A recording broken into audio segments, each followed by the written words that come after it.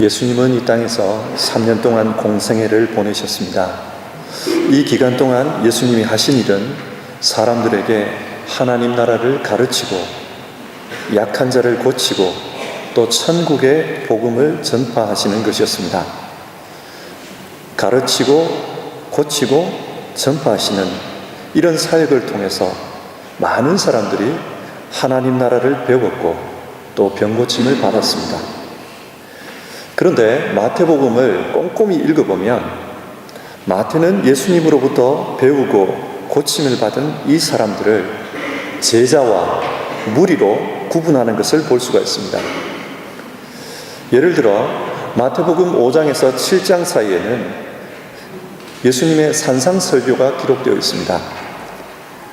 그때 많은 사람들이 함께 산상설교를 들었지만 마태는 그 청중을 제자와 무리로 구분하고 있습니다. 예수께서 무리를 보시고 산에 올라가 앉으시자 제자들이 곁으로 다가왔다. 예수께서는 비로소 입을 열어 이렇게 가르치셨다. 5장 1절의 말씀입니다. 이 말씀에 따르면 청중은 무리와 제자로 구분이 됩니다. 또 마태복음 13장에는 예수님께서 천국을 비유로 가르치는 내용이 기록되어 있습니다.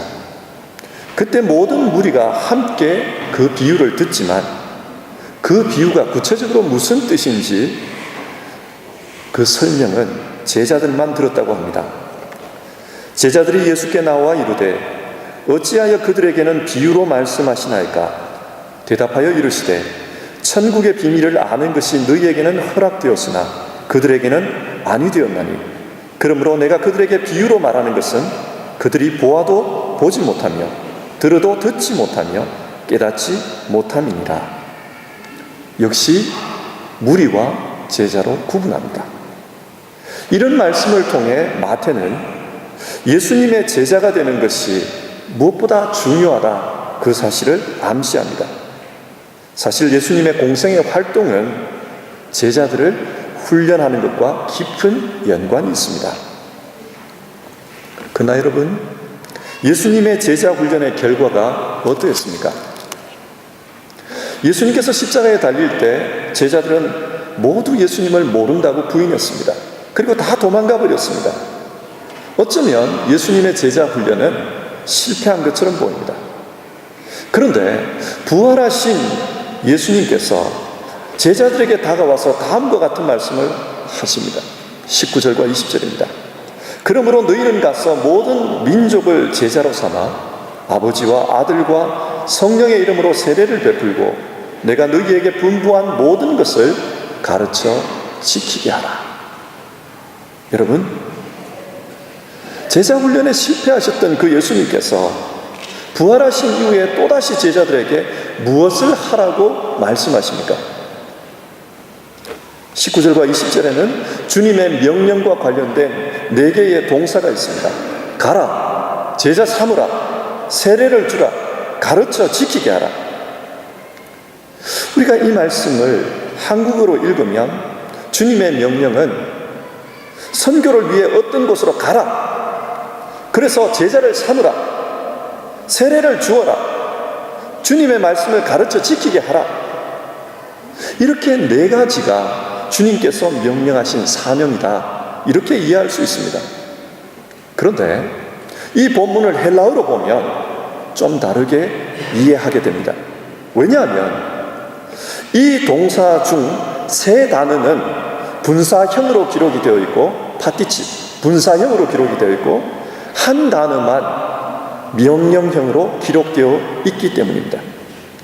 분사형은 원래 뭔가를 설명할 때 사용하는 형태입니다.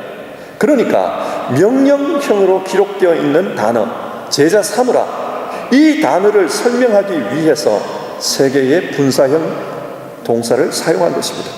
이렇게 보면 오늘 본문은 가서 세례를 주고 말씀을 가르쳐 지키게 함으로 제자 삼으라, 그런 뜻입니다. 주님의 명령은 제자 삼는데 무게중심이 있습니다. 여기서 우리는 예수님의 제자 삼는 것, 그것이 예수님 사역의 포인트였고 또 명령의 포인트라는 것을 기억해야 합니다. 그렇다면 예수님의 이 명령에 대해서 좀 더 구체적으로 생각해 봅시다.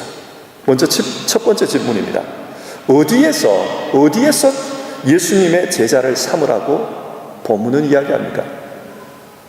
너희는 가서. 성경에 나오는 예수님의 제자들은 가는 사람입니다. 갈릴리 사람들이 소아시아를 지나 유럽으로 갑니다. 또 이집트로 가기도 하고 지금의 시리아, 이란, 이라크, 중앙아시아로도 갑니다. 심지어는 도마가 인도까지 갔다고 합니다. 그래서 흔히들 너희는 가서 제자를 삼으라 이 구절을 복음을 전하기 위해서는 외국으로 가야 한다 혹은 어디론가 가야 한다 그런 뜻으로 이해합니다. 한편으로는 맞는 말씀입니다. 그러나 오해해서는 안 됩니다. 주님께서 말씀하신 가서 제자 삼으라 이 말씀은 내가 가고 싶은 곳으로 가는 것을 의미하지 않습니다. 왜 그렇습니까? 어디로 가야 할지를 정하시는 분은 내가 아니라 주님이시기 때문에 그렇습니다. 예를 들어 사도행전 8장을 보면 당시 예루살렘 교회에 박해가 있었고 그 박해 때문에 예수님의 제자들이 사방으로 흩어지게 됩니다. 그때 빌립 집사는 사마리아로 내려가서 그곳에서 복음을 전했다고 합니다. 그때 주님의 사자가 빌립 집사에게 찾아옵니다. 주의 사자가 빌립에게 말하여 이르되 일어나서 남쪽으로 향하여 예루살렘에서 가사로 내려가는 길까지 가라 하니 그 길은 광야라. 주님의 사자가 빌립 집사에게 어디로 가야 할지를 가르쳐 줍니다. 그리고 그 명령대로 했을 때 그곳에서 빌립은 에티오피아 여왕의 국고 맡은 사람을 만나게 됩니다. 그 사람은 수레를 타고 오면서 성경을 읽고 있었고 그 성경을 읽으면서 이게 도대체 무슨 뜻인가 그 뜻에 대해서 고민하고 있었습니다. 그래서 빌립이 전도하자 그 사람은 복음의 비밀을 깨닫게 되었고 그 자리에서 세례를 받았다고 합니다. 주님은 자신이 택한 사람을 위해 그의 제자가 어디로 가야 할지 구체적으로 말씀해 주십니다. 보내십니다. 그뿐만이 아니었습니다. 사도행전 8장 39절과 40절의 말씀은 이렇게 기록되어 있습니다.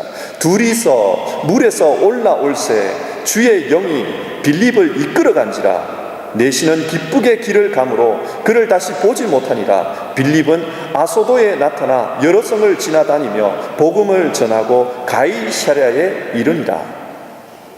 주님의 영이 또 빌립 집사를 어디론가 데리고 갔다는 겁니다. 주께서 가야 할 곳을 정해 주시고 이끌어 가십니다. 오늘날도 마찬가지입니다. 주님은 자신의 뜻을 이루기 위해 자기 사람을 보내십니다. 인도하십니다. 우리는 이것을 깊이 생각해야 합니다. 그러므로 지금 우리가 있는 이곳은 주님의 인도하심에 따라 보냄을 받은 곳이라는 사실을 잊지 말아야 합니다. 우리가 사는 이 땅, 내 가정, 내 직장, 내 교회를 주님이 보내신 곳으로 이해할 때 그것이 바로 사명지가 됩니다. 이것이 성경적인 이해입니다. 물론 또 필요하다면 주님은 이곳에서 다른 곳으로 인도해 가실 것입니다. 우리는 주님이 내 인생의 목자임을 믿고 따라가는 것, 그것이 중요합니다. 우리가 주님의 명령대로 제자 삼아야 할 곳이 어디입니까? 그것은 바로 주님이 인도하신 바로 이곳입니다. 그러면 두 번째로 질문해 봅시다. 주님은 제자들에게 누구를 제자 삼으라 그렇게 말씀하십니까? 너희는 가서 모든 민족을 제자로 삼아. 자기가 서 있는 그 땅의 모든 사람을 제자로 삼으라 그렇게 말씀하셨습니다. 마태복음을 읽어보면 지금까지 예수님은 유대인들에게 복음 전할 것을 말씀하셨습니다. 마태복음 10장에서 예수님은 제자들에게 전도 훈련을 시키면서 이런 말씀을 하셨습니다. 예수께서 이 12를 내보내시며 명하여 이르시되 이방인의 길로도 가지 말고 사마리아인의 고을에도 들어가지 말고 오히려 이스라엘 집에 잃어버린 양에게로 가라. 예수님은 유대인에게로 가라고 하셨습니다. 그리고 마태복음 15장에서도 비슷한 말씀을 하십니다. 자신의 딸이 귀신 들린 한 가나안 여인이 예수님께 찾아와 도와주십시오 도움을 요청할 때였습니다.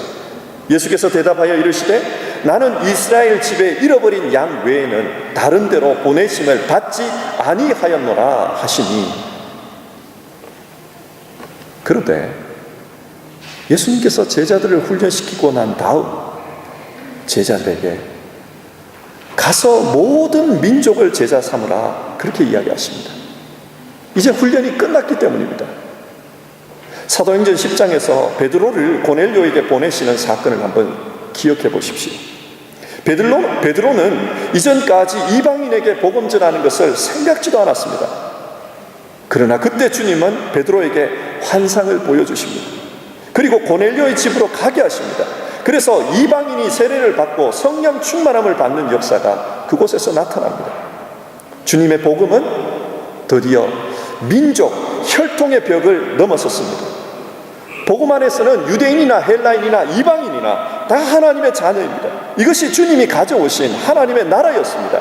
하늘과 땅의 그 모든 권세를 가지신 주님의 뜻이었습니다. 오늘날도 마찬가지입니다.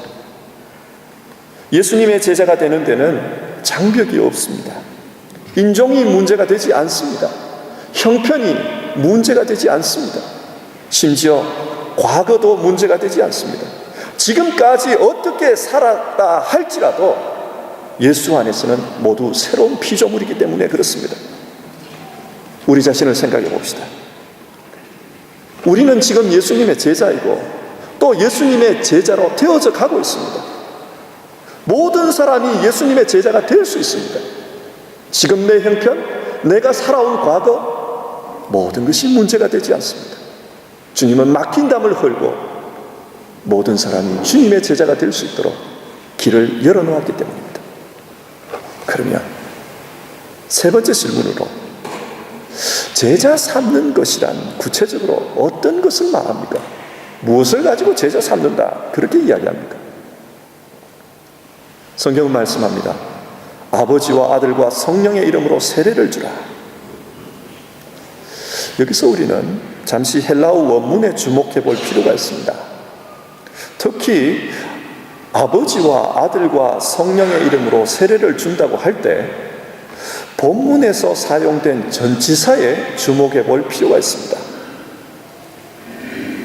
일반적으로 세례는 어떤 사람의 이름을 가지고 베푼다 그렇게 생각합니다.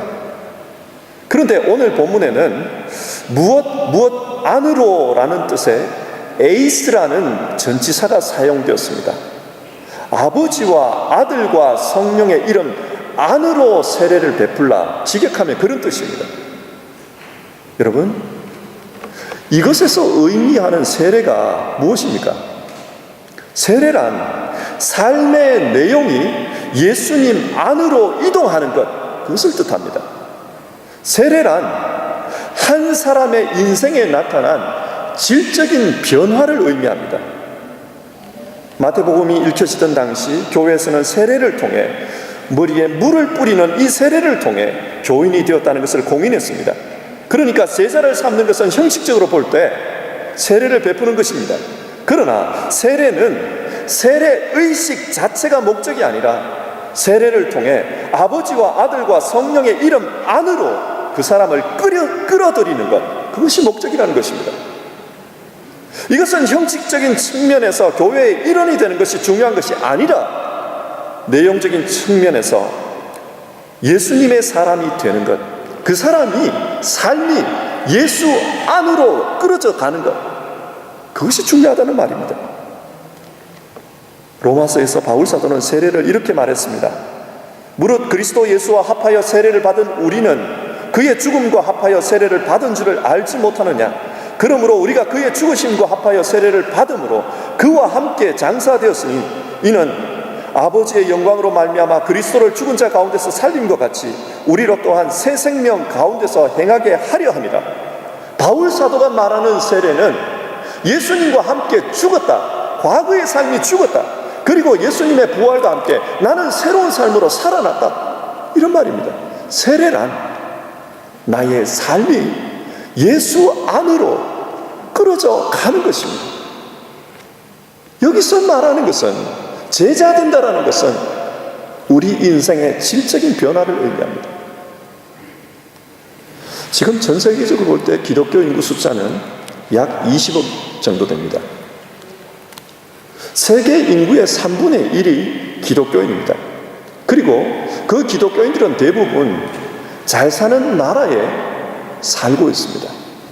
그러나 지난주에도 말씀드린 것처럼 세계 인구의 20%는 굶주림으로 말미암아 죽어가고 있습니다. 만약 20억의 기독교인들이 진짜 주님의 가르침대로 산다면 세계 인구의 절반이 굶는 일은 일어나지 않을 것입니다. 여러분, 무엇을 말하는 겁니까? 사람이 많아도 세상에는 변화가 없다는 겁니다. 왜 그렇습니까? 그 사람이 질적으로 변하지 않기 때문입니다. 그리스도인이 20억이나 되어도 그 그리스도인은 무리일 뿐이지 제자의 숫자는 20억이 안 된다는 사실입니다. 예수 믿는다는 것은 나의 이름이 교회 교적부에 등록되는 것, 그것을 의미하는 것이 아닙니다. 제자 삼는 것의 본질은 교회에 소속된 사람의